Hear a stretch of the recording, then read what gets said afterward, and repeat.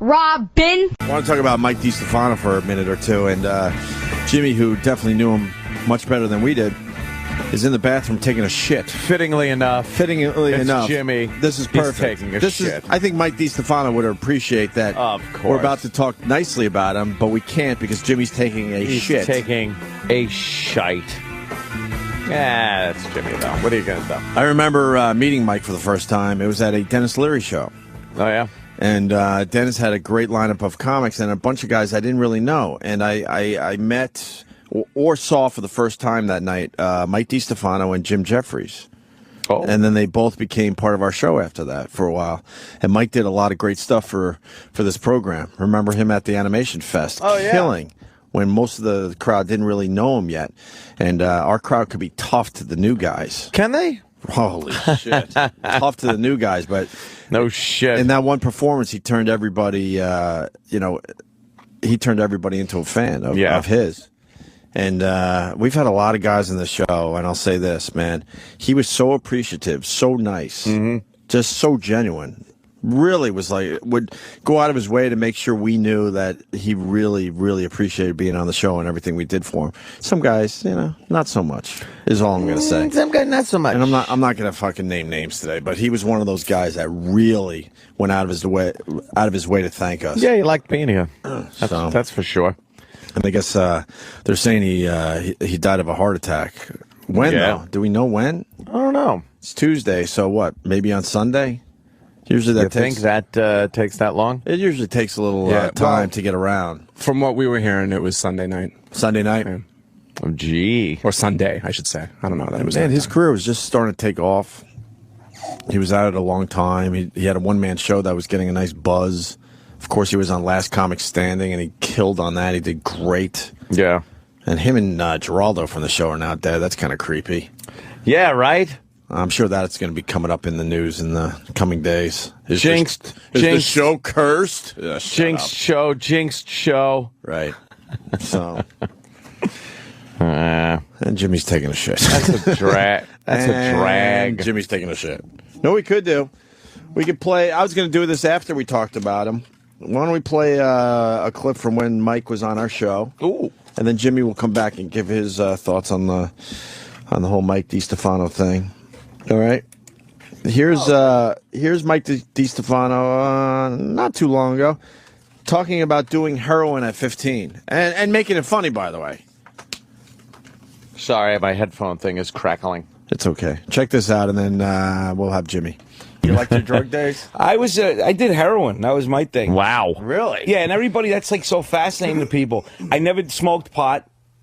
I didn't really drink. Well, that's fucked up. Heroin was my gateway Heroin drug. was your stepping stone. That was my gateway drug to heroin. You're supposed to start off slow and get to heroin. No, You're not didn't supposed do to that. jump right into it. No, went right to the heroin. How Wow. does that work? Wait a minute. You might be the first person I've ever met that went right to heroin. I grew up around it. There was a lot of heroin dealers in my neighborhood, and but there were probably pot dealers too. They weren't dealing nickel bags of heroin. They were dealing pounds of it. So how old were you? 15 when I did it first. When I started snorting. Yeah, I started snorting, and then they told me how to shoot it. All right. Shooting. Did you have your own works? Yeah. I had my own works, and it was fun. It was fun. It was great.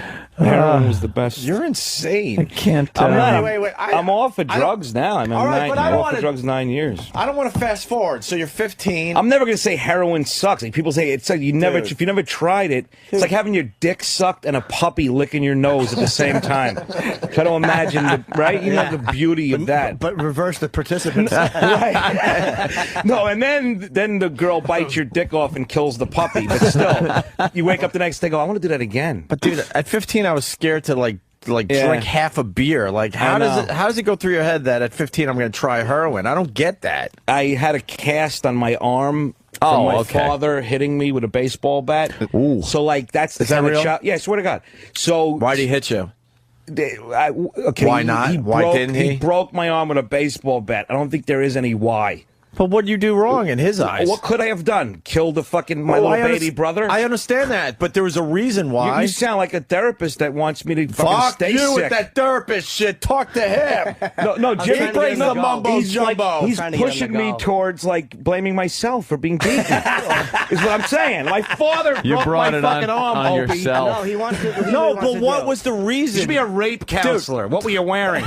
Dude, I'm gonna relate to you. Not with broken bones, but like my mom would yell and scream when I was a kid over Same thing as over getting hit with the a most bat. stupidest shit. What he's saying is so what this. I'm saying is there was some reason why he did it. It's Honestly, not going to make sense, but What was his reason? You left your sneakers on the floor? What dumb thing did you do? I don't remember. I swear to God. Like my father was just a violent dude. He was a violent guy.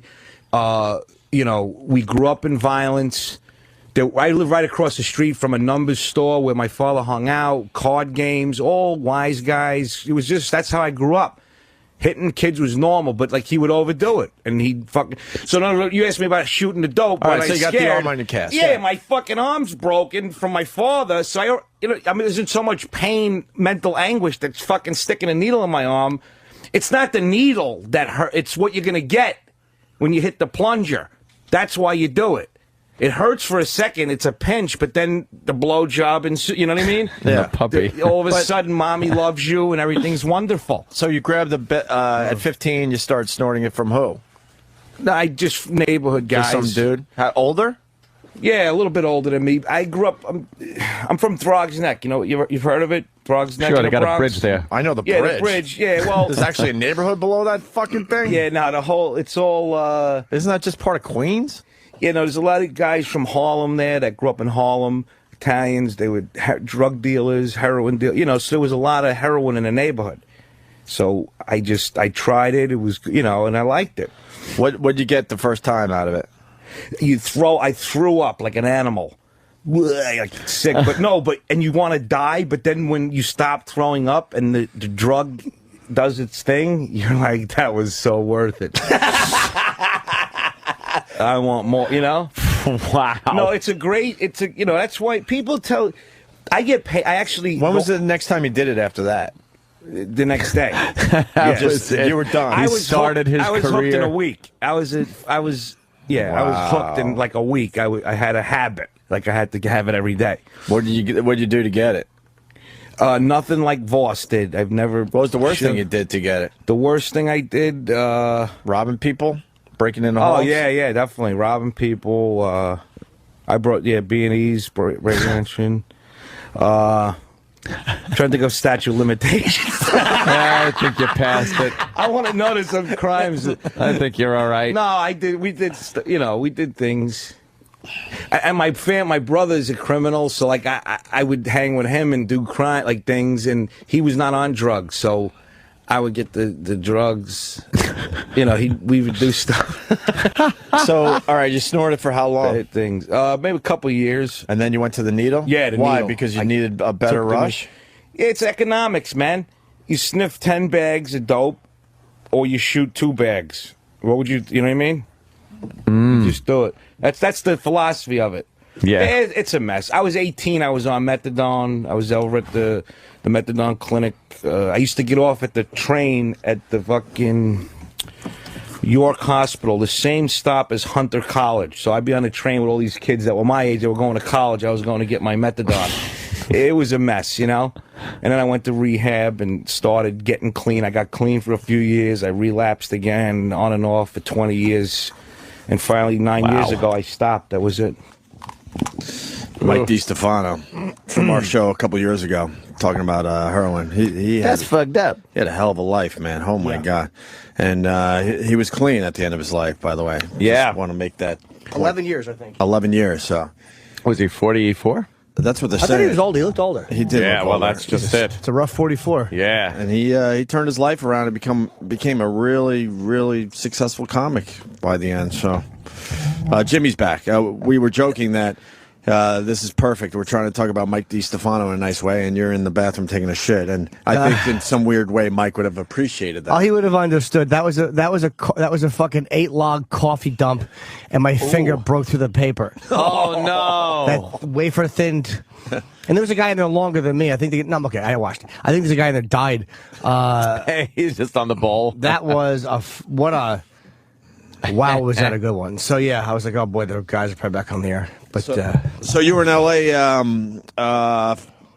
Doing that metal show. What is it called? That metal show. That metal show, right? Sure. Jim Eddy and Don Jamison.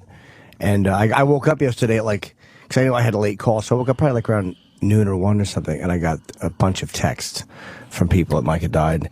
Very sad. I mean, it's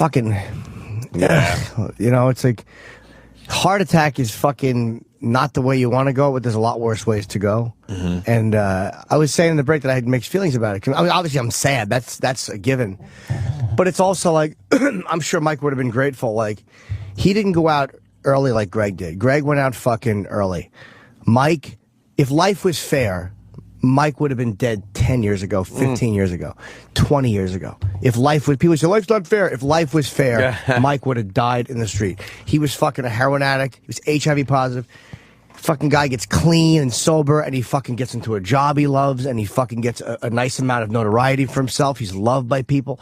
Fucking, he had a lot of friends. He performed in prisons, he performed in rehabs for free.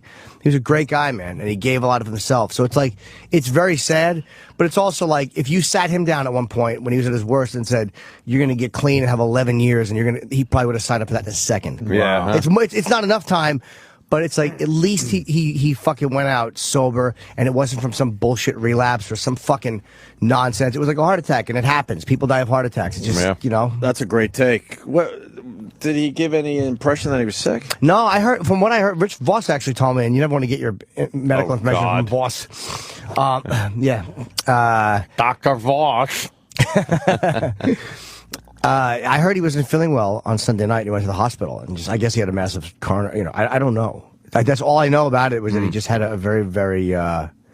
And you guys did the sober show together recently. We did Comedy Central. I didn't want to do it because the money was so bad. But Mike said, "Look, they won't. I really want you to do it." And I just did it I was like, "Fuck it! It's all of us are sober. We'll do it." And I'm actually very, very happy I did. Yeah, I was looking at pictures of you guys backstage, just hanging out, laughing. It was you, Bob Kelly, Rich Voss, and of course Mike Destefano. Have they aired that? Oh yeah, they did. They waited a while though because Mike started getting so much heat on Last Comic that they wanted to which was smart by them. They wanted to capitalize. Right. He didn't look like he kind of took care of himself very well. No, I don't think Mike was doing all the crunches he should have done. Yeah. I don't know if he was just smoking at the end though. Did he quit smoking, or was he? I know he's a smoker, but I don't know if he was at the end. But that may have contributed to his heart being weaker. Smoking will get that so hard. Bad. Oh, it's horrible, dude. Seems like it's always connected. It really is the one thing you could do that just knocks down your numbers. Knocks down the numbers for so many things. Oh, he may have quit. I don't remember. Awful. I don't know. I really don't know. I don't either. I thought he was older than 44. Yeah, I thought he was. But again, it was a rough fucking 44 years. I mean, or at least 33 of it was very rough. Yeah, I had him in his 50s. Yeah, or 49 or something. But doing drugs like that, and his wife, one of his wife, I think his first wife, or maybe his only wife, passed away. Yeah. He overcame a lot of shit, man. There's something I want to play in the 10 o'clock hour. Did you ever hear Franny's Last Ride? Tweeted it last night. It's it's one of these comedy festivals where you tell stories and you're not necessarily going for the jokes. Oh yeah, like a one-man show. And he tells a story about Franny, who he obviously loved and married, and she had AIDS, and they moved. Oh, she died of AIDS? I believe. Maybe you're right. I didn't know. And they moved to Florida together because the air was better for her, because she was in some deep shit, and they were both really young. This story will kill you. But it'll tell you, it'll show you what kind of a guy he was. Yeah, I guess they got it from fucking. We could play that at 10 because it is wow, it's heart wrenching. Sharing them needles. I wish I had seen his one-man show. He was doing a one-man show. He knew how to tell a story, I'll tell you, and he didn't mind that he wasn't getting laughs. He didn't worry about that. You know what I mean? Well, Jim was on the plane with me. Florentine and I flew home together, and Jade killed herself, and Jim's doing a one-man show about that. And he said that Mike inspired him to do it because he's like, I didn't know what to do with it. A lot of people fucking said how much Mike really helped them, like being sober. I mean, he really was a fucking good dude, man. And Jim was just a few hours ago. He's like, Mike talked to him because his wife had died, so he went through an awful experience and encouraged him to go up and story tell and fucking don't worry about laughs, just fucking make it. And now Jim is actually doing that as a one man. I didn't know Mike had talked him into it. Yeah, fuck. But yeah, he had a lot of positive effect on people, man. He really did. Good effect. People fucking loved the guy. Yeah. there was a lot of sadness on Twitter yesterday from people that just said, "Yeah, fuck, I'm breaking down my own wall today. Fuck the jokes." Yeah, he was a I fucking. gotta talk nicely about this guy because he was genuine. He was dirty. He was a harsh comedian. He told it like he fucking saw it. You know what I mean? Mike really spoke his mind. He was funny. He did politically vile, incorrect material. You know, Mike was. He was very honest on stage. He was great. Yeah. All right, we can play another clip from our show. Take a quick break, and we'll get into other things. But another clip from Mike Destefano, who passed away this past weekend. Yeah, Sunday night of a heart attack. Here he talks about surviving life in general because he ended up going to prison for a while. How many years was he? I honestly don't know. I don't know Mike's. Again, this goes way back too, of course. I don't know much of his story other than what I just heard in a little piece. Like I knew he was HIV positive for a long time, but. I guess being sober for a long time is like so many people you know have gone to prison or you've heard it so many times. It's not odd to me. Like I might have heard it and not even registered it. Like if you know what I mean. It's like you hear in meetings guys like just did 20 years. It's very common. Oof. So if you hear it, sometimes that was something that won't really resonate. Okay, let's play this to break. What about the tattoos? I never realized you had so many tattoos. I just got several of them. What are the Asian ones? Tibetan. This is I'm into Buddhism, if you could believe it, except for the non-violence part. I don't go for that whole non-violence shit, Anthony. That's I think that was like one of the cornerstones of the Buddhist religion. They say, is there non-violence? Yeah, but other than being that, a Christian, except for the whole Jesus thing. Yeah. Weren't you violent just a week ago? No. With Marty the animal. No, I wasn't violent. I was definitely not a good Buddhist, though. Mike, I like you, man. Yeah, I've tried. And under Buddha, you have Jesus. Yeah, look, this was from 20 years ago. My friend Anthony died when we were kids, and when he died, I got the Jesus thing, because that's the Bronx, Italian thing. And then, I got here and now on my wrists, so I don't forget to fucking stay in the moment, try to live in the moment, because I'm always all over the place. And that's about it. This is a Tibetan prayer. You sure? Yeah, no, it is. It's Om Mani Padme Hum. It's a great thing. I really do. I really meditate and shit, believe it or not. Yeah.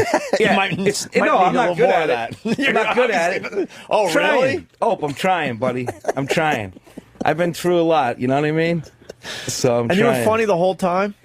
I don't think when I was on heroin, I wasn't that funny. But, when I got into rehab and all, I started developing a sense of humor.